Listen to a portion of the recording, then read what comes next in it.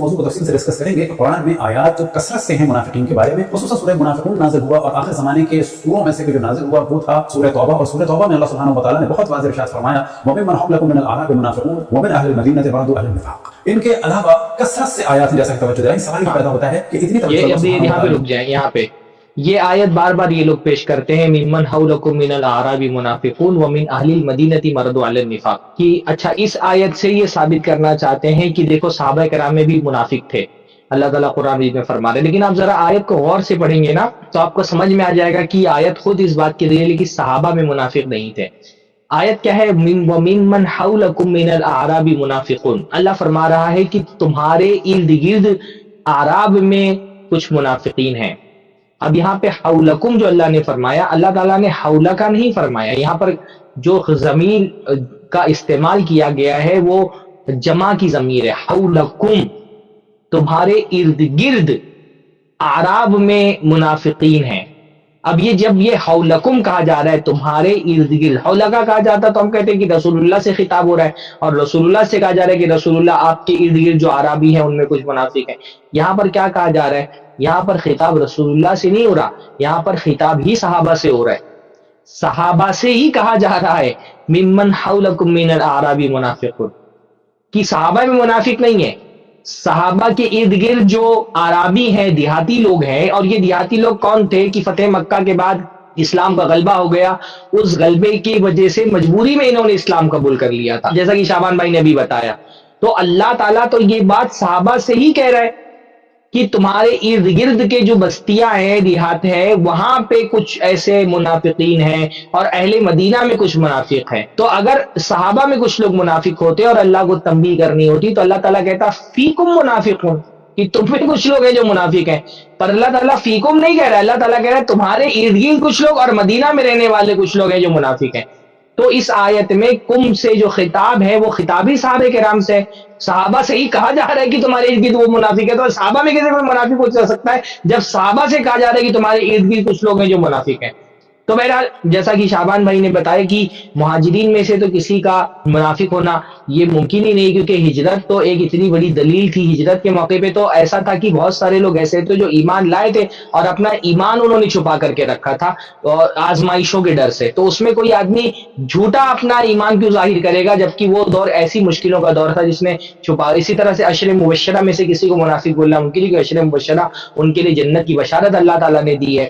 سابقون الاولون میں سے کسی کو منافق بولنا ممکن نہیں، مہاجرین میں سے کسی کو منافق بولنا ممکن نہیں، بدریوں میں کسی کو منافق بولنا ممکن نہیں، احد میں شریک ہونے والوں میں کسی کو منافق بولنا ممکن نہیں ہے، کیونکہ یہ وہ لوگ جن کے لیے جنت کی بشارت ہے تو یہ منافق کیسے ہو سکتے ہیں. ایسے ہی جو بیعت رضوان میں شریک ہوئے ان کے ایمان کی گواہی اللہ تعالیٰ نے قرآن مجید کے اندر دی ہے.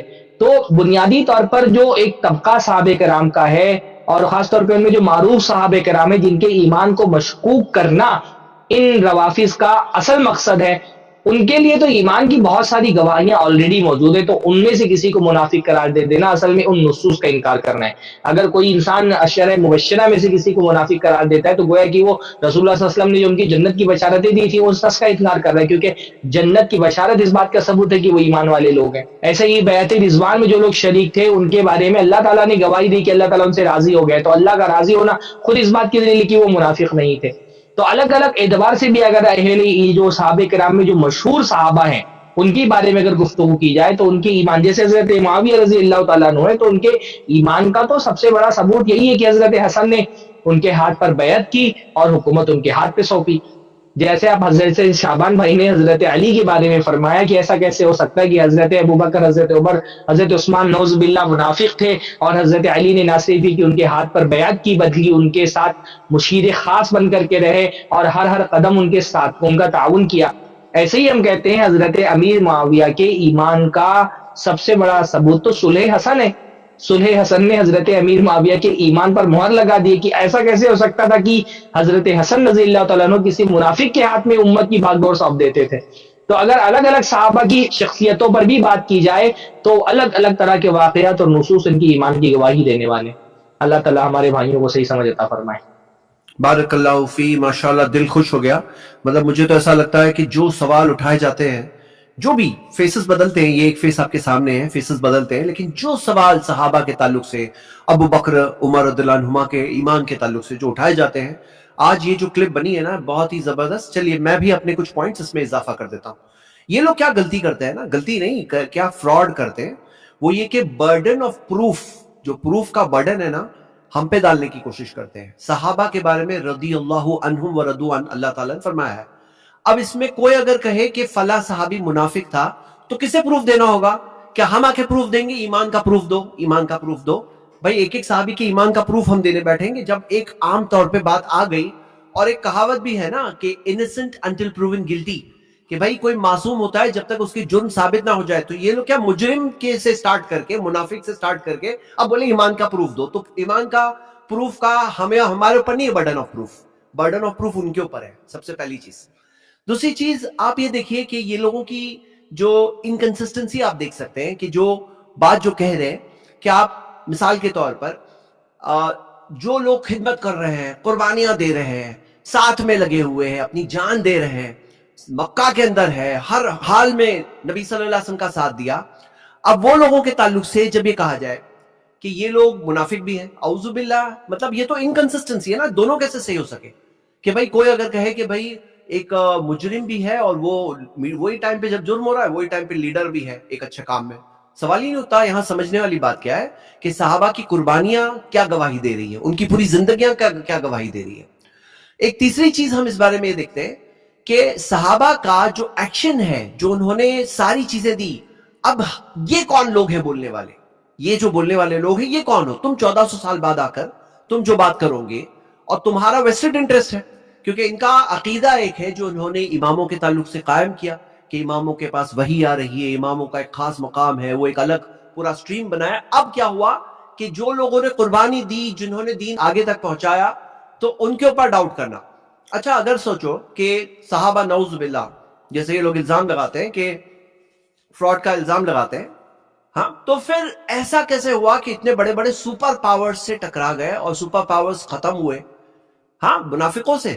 یعنی اگر پوری سب منافقین تھا, اعوذ باللہ, بولنے بھی اچھا نہیں لگتا ہے, لیکن آپ سوچو پورا پرشین امپائر جو اس وقت کا سپر پاور تھا وہ ختم ہو گیا. کس نے ختم کیا؟ جو لوگ جو لڑ رہے تھے وہ صحابہ اکرام, وہ کون تھے؟ ہاں کون تھے؟ اگر نعوذ باللہ یہ لوگ سب اگر منافقین تھے تو وہ پرشین امپائر ختم ہو گیا منافقین سے. اب یہ ایکسپیکٹ کرتے ہو؟ ہاں, وہ رومن امپائر کو پیچھے قدم لے کر واپس جانا پڑا, کیا یہ ایکسپیکٹ کرتے ہیں؟ یعنی یہ بات بھی ٹکرا رہی ہے. اور پورا قرآن ہمیں کن سے آیا, کن سے ملا؟ قرآن کہاں سے آیا ہے؟ صحابہ اکرام سے آیا ہے. ہاں, اور احادیث کن سے آئی ہے؟ احادیث جو ہے نبی صلی اللہ علیہ وسلم کی احادیث, جو ہم اسوہ حسنہ مانتے ہیں نبی صلی اللہ علیہ وسلم کو, اللہ کے رسول صلی اللہ علیہ وسلم کے تعلق سے ثابت شدہ طور پر باتیں آتی ہیں ہم تک, کن کے ذریعے آتی؟ صحابہ کے ذریعے.